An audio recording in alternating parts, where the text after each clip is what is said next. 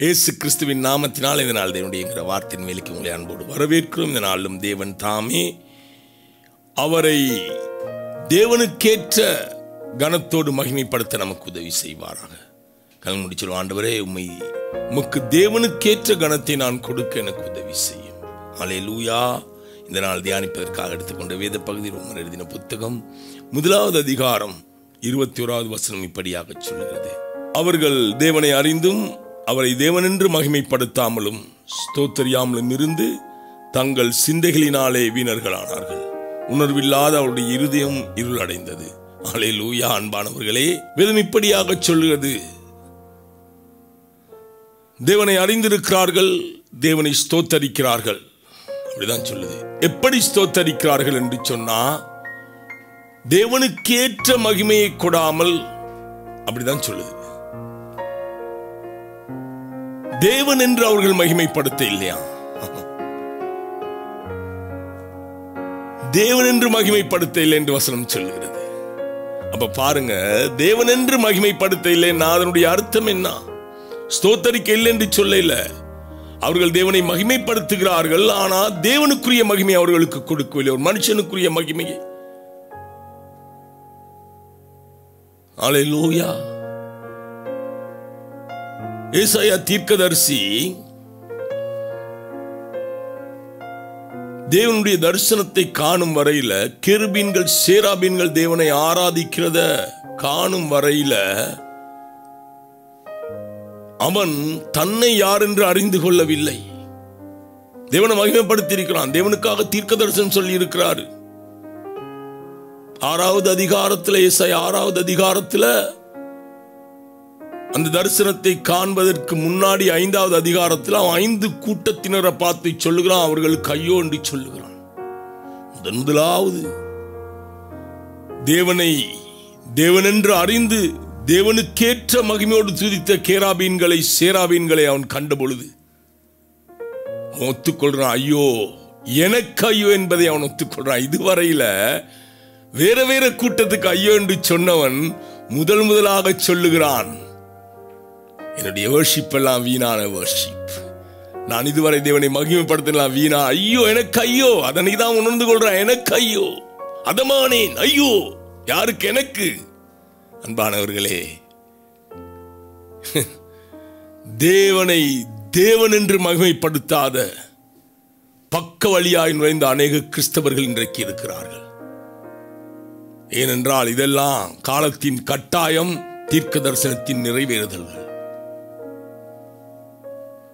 தேவன் சொன்ன தீர்க்க தரிசனங்களில் ஒன்றாகிலும் பொய்யாய் போவதில்லை என்பதற்கான கடைசி கால அடையாளங்கள் இவைகள்.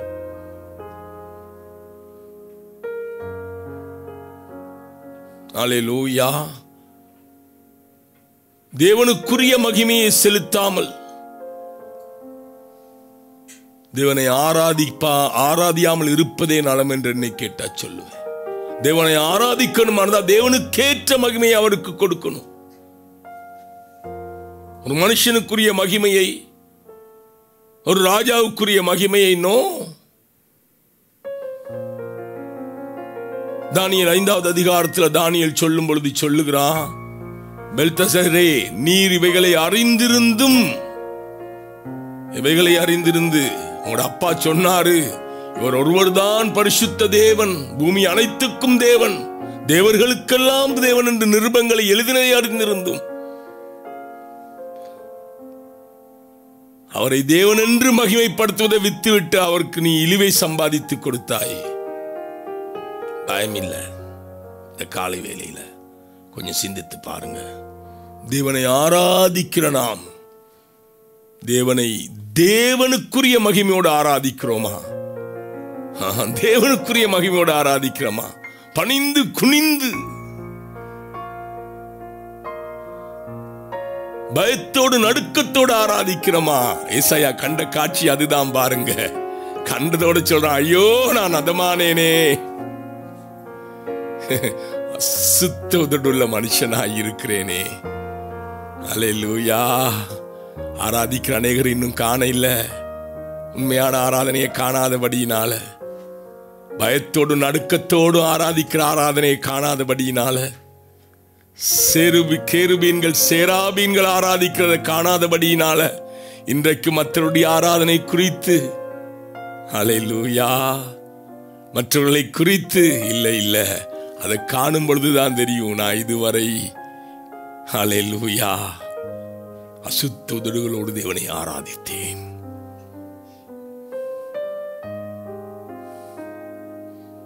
தேவனுக்கேற்ற மகிமையை தேவனுக்கு கொடுக்க இல்லை. பயபக்தியோடு தேவ சமூகத்தில் தேவனை ஆராதிக்க இல்லை. துணிகரம் உள்ளவனாய் தேவனை ஆராதித்தேன். இந்த காலை வேளையில சற்று சிந்தித்து பாருங்க. தேவனை நீங்க நாம் ஆராதிக்க வேண்டுமாக இருந்தால் தேவனுக்கேற்ற மகிமையோடு அவரை ஆராதிக்கணும், இல்லாட்டி ஆராதிக்க கூடாது. நீங்கள் ஆயத்தமாக இருந்தால் தேவன் உங்களை அல்லேலூயா தேவனுக்கேற்ற மகிமையோடு ஆராதிப்பதற்கு தேவையான சகல ஞானத்தை உங்களுக்குள்ள கொண்டு வருவார். கண்களை முடிச்சலும் ஆண்டவரே, இந்த காலை வேளையில என்னை முழுவதுமாய் உமக்கு தருகிறேன். நீ வரும் நாட்களில் தேவனுக்கேற்ற மகிமையோடு நான் ஆராதிக்க, பயபக்தியோடு ஆராதிக்க, பணிந்து குனிந்து ஆராதிக்க, தாழ்மையோடு ஆராதிக்க, மனதை தாழ்த்தி ஆராதிக்க எனக்கு உதவி செய்வீராக.